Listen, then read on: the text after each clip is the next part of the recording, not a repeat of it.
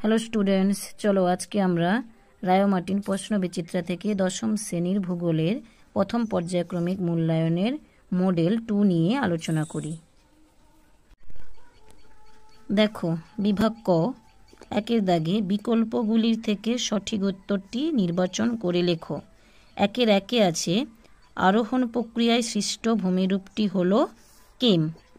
একের দুয়ে আছে অপসারণ শব্দটি ক্ষয়কার্যের যে মাধ্যমের সঙ্গে যুক্ত তা হল বায়ু।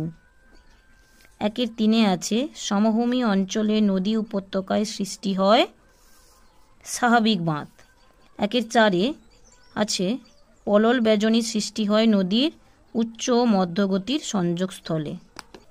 একের পাঁচে আছে দেখো দক্ষিণ ভারতের সর্বোচ্চ পর্বত শৃঙ্গ আনাইমুদি। একের ছয়ে আছে ভারতের অধিকাংশ জায়গায় যে গাছের বনভূমি দেখা যায় তা হলো পর্ণমোচী। একের সাত দেখো দক্ষিণ পশ্চিম মৌসুমী বায়ুর প্রত্যাগমনকালে ভারতে দেখা যায় সাইক্লোন। একের আটে দেখো ভারতের যে অঞ্চলে জলবায়ুর বৈচিত্র্য পরিলক্ষিত হয় না আন্দামান নিকোবর দ্বীপপুঞ্জ। বিভাগ খতে দেখো দুইয়ের দাগে নির্দেশ অনুসারে নিম্নলিখিত প্রশ্নগুলির উত্তর দাও। দুইয়ের একে আছে নিম্নলিখিত বাক্যগুলি শুদ্ধ হলে পাশে সু এবং অশুদ্ধ হলে পাশে অ লেখো। দুইয়ের একের দাগে আছে প্রশস্ত নদী মোহনাকে ফিয়র্ড বলা হয়, অশুদ্ধ অ। দুইয়ের একে দুই আছে দেখো নদী বাঁকের যে অংশে নদীর স্রোত আঘাত করে সেখানে বিন্দুবার সৃষ্টি হয়, অশুদ্ধ। দুইয়ের একের তিনে আছে ভারতের দক্ষিণতম পর্বতটি হল কার্ডামম, শুদ্ধ। দুইয়ের একের চার ঝুম চাষ মৃত্তিকা ক্ষয় প্রতিরোধ করে, অশুদ্ধ।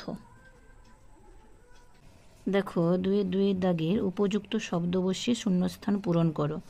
দুইয়ের এক আছে ইতালির তাইবার নদীর বদ্বীপ ড্যাশের মতো, করাতের দাঁতের মতো।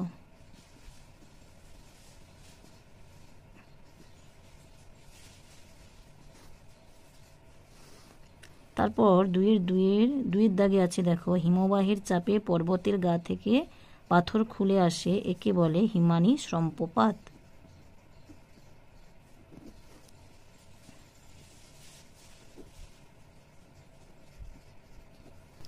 দুইয়ের তিন দেখো পশ্চিম উপকূলের সমভূমির উত্তরাংশের নাম কচ্ছ উপদ্বীপ।